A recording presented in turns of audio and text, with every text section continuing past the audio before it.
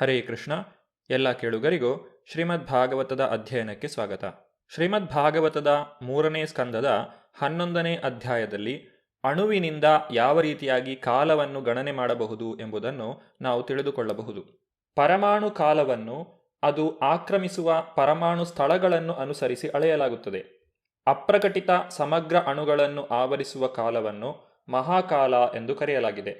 ಸೂರ್ಯನ ಬೆಳಕು ಒಂದು ಅಣುವನ್ನು ಹಾದು ಹೋಗಲು ತೆಗೆದುಕೊಳ್ಳುವ ಸಮಯವನ್ನು ಪರಮಾಣು ಕಾಲ ಎಂದು ಕರೆಯಲಾಗುವುದು. ಇದು ಕಾಲದ ಅತ್ಯಂತ ಸಣ್ಣ ವಿಭಜನೆ. ಸೃಷ್ಟಿಯ ಆರಂಭದಿಂದ ಪ್ರಳಯದ ಕೊನೆಯವರೆಗೆ ಇರುವಂತಹ ಸಮಯವನ್ನು ಪರಮ ಮಹಾನ್ ಕಾಲ ಎಂದು ಕರೆಯಲಾಗುವುದು. ಇದು ಕಾಲದ ಅತಿ ದೊಡ್ಡ ವಿಭಜನೆ. 2 ಅಣುಗಳು ಸೇರಿ ಒಂದು ಅಣುದ್ವಯವಾಗುತ್ತದೆ, ಹಾಗೂ 3 ಅಣುದ್ವಯಗಳು ಸೇರಿ ಒಂದು 6 ಅಣುಗಳ ಗುಚ್ಛ ಅಂದರೆ ತ್ರಸರೇಣು ಆಗುತ್ತದೆ. ಈ ತ್ರಸರೇಣು ಕಿಟಕಿಯ ಪರದೆಯ ರಂಧ್ರಗಳ ಮೂಲಕ ಪ್ರವೇಶಿಸಿ ಸೂರ್ಯನ ಬೆಳಕಿನಲ್ಲಿ ಕಾಣಿಸುತ್ತದೆ. ಈ ತ್ರಸರೇಣು ಆಕಾಶದ ಕಡೆಗೆ ಚಲಿಸುವುದನ್ನು ಸ್ಪಷ್ಟವಾಗಿ ಕಾಣಬಹುದು.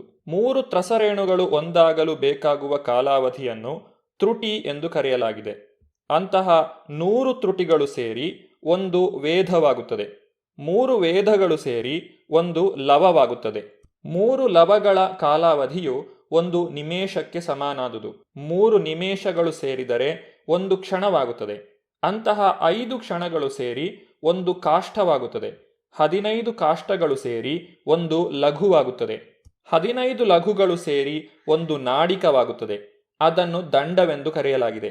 2 ದಂಡಗಳು ಸೇರಿ ಒಂದು ಮುಹೂರ್ತವಾಗುತ್ತದೆ.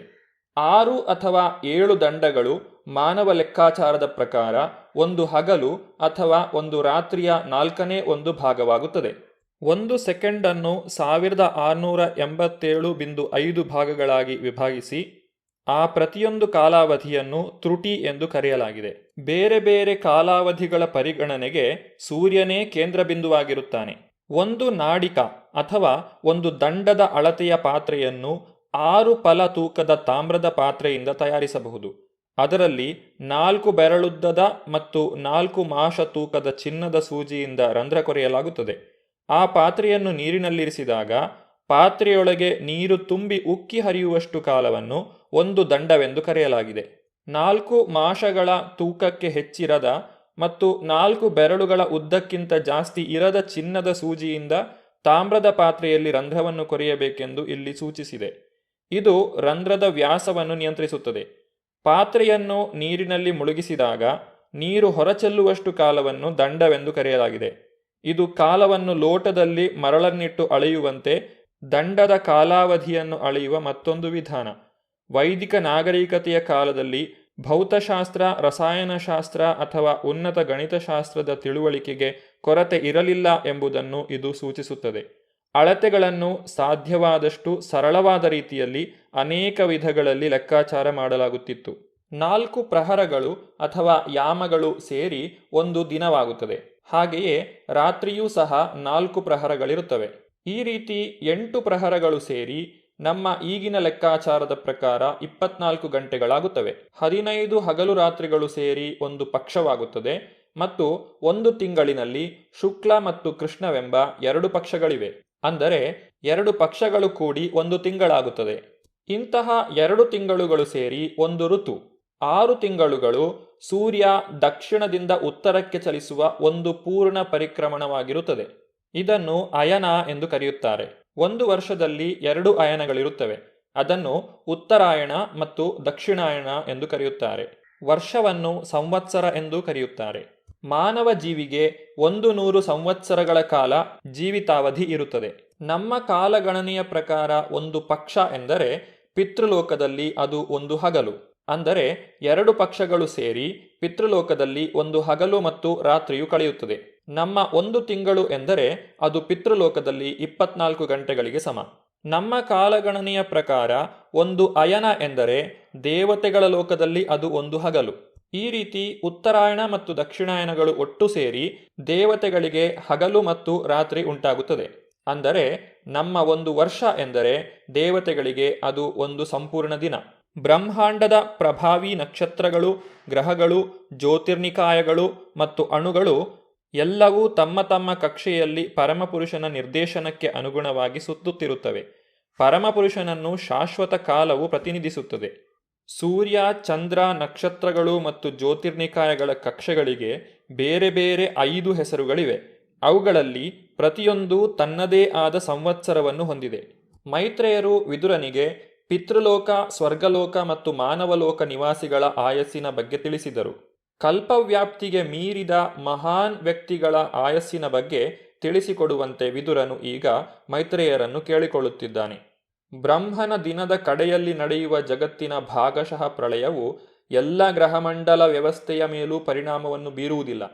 ಶ್ರೇಷ್ಠ ಜ್ಞಾನಿಗಳಾದ ಸನಕ ಮತ್ತು ಭೃಗು ಮಹರ್ಷಿಗಳ ಲೋಕಗಳು ಕಲ್ಪಪ್ರಳಯದ ಪರಿಣಾಮಕ್ಕೆ ಒಳಗಾಗುವುದಿಲ್ಲ.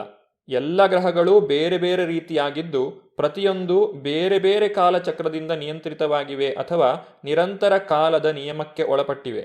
ಭೂಗ್ರಹದ ಕಾಲವು ಇತರ ಉನ್ನತ ಗ್ರಹಗಳಿಗೆ ಅನ್ವಯಿಸುವುದಿಲ್ಲ. ಆದ್ದರಿಂದ ಇತರ ಗ್ರಹಗಳ ಜೀವಿಗಳ ಆಯಸ್ಸು ಕುರಿತು ವಿದುರನು ಇಲ್ಲಿ ಕೇಳುತ್ತಿದ್ದಾನೆ. ಮೈತ್ರೇಯ ಮುನಿಗಳು ಆಧ್ಯಾತ್ಮಿಕ ಶಕ್ತಿ ಸಂಪನ್ನರು. ಅವರು ನಿರಂತರ ಕಾಲದ ಚಲನೆಯನ್ನು ಅರ್ಥ ಮಾಡಿಕೊಂಡವರಾಗಿದ್ದಾರೆ. ಈ ಕಾಲಚಕ್ರವು ದೇವೋತ್ತಮ ಪರಮಪುರುಷನ ನಿಯಂತ್ರಕ ರೂಪವಾಗಿದೆ.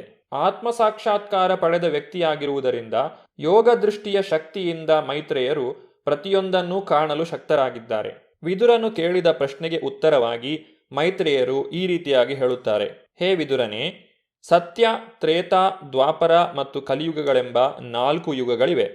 ಇವೆಲ್ಲವೂ ಒಟ್ಟು ಸೇರಿದರೆ ದೇವತೆಗಳ 12,000 ವರ್ಷಗಳಿಗೆ ಸಮಾನವಾಗುತ್ತದೆ. ಸತ್ಯಯುಗದ ಕಾಲವು ದೇವತೆಗಳ 4,800 ವರ್ಷಗಳಿಗೆ ಸಮಾನ. ತ್ರೇತಾಯುಗದ ಕಾಲವು ದೇವತೆಗಳ 3,600 ವರ್ಷಗಳಿಗೆ ಸಮ. ದ್ವಾಪರ ಯುಗದ ಕಾಲವು ದೇವತೆಗಳ 2,400 ವರ್ಷಗಳಿಗೆ ಸಮ. ಹಾಗೂ ಕಲಿಯುಗವು ದೇವತೆಗಳ 1,200 ವರ್ಷಗಳಿಗೆ ಸಮ.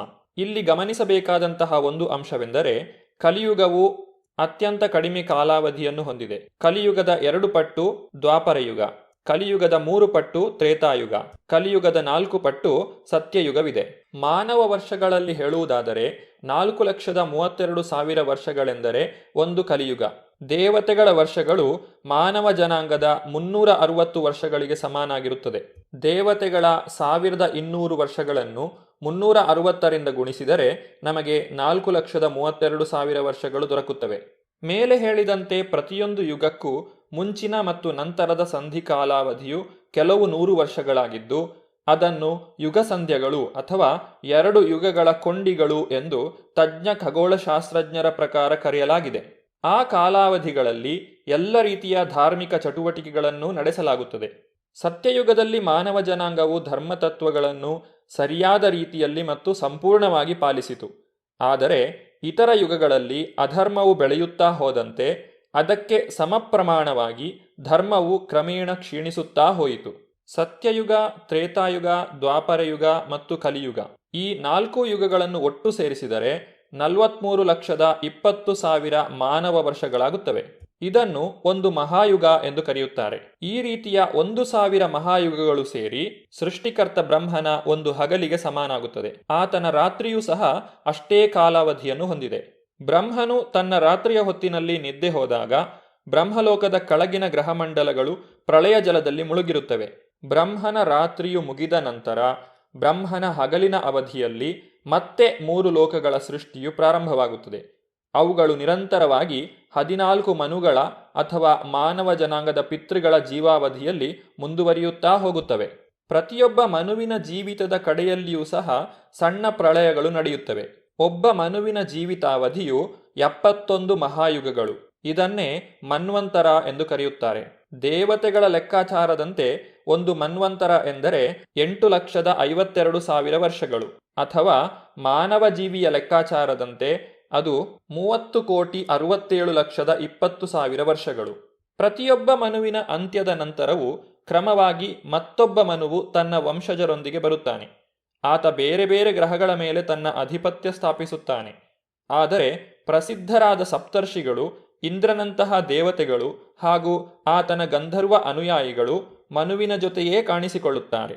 ಬ್ರಹ್ಮನ ಹಗಲಿನ ಅವಧಿಯಲ್ಲಿ ನಡೆಯುವ ಸೃಷ್ಟಿಯಲ್ಲಿ 3 ಗ್ರಹಮಂಡಲಗಳು ಅಂದರೆ ಸ್ವರ್ಗ, ಮರ್ತ್ಯ ಮತ್ತು ಪಾತಾಳ ಇವುಗಳು ಪರಿಭ್ರಮಿಸುತ್ತಿರುತ್ತವೆ.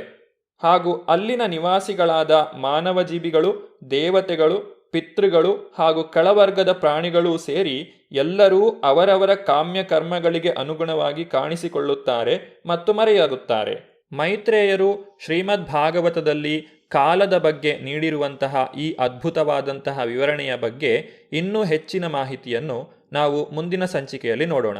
ಧನ್ಯವಾದಗಳು. ಹರೇ ಕೃಷ್ಣ.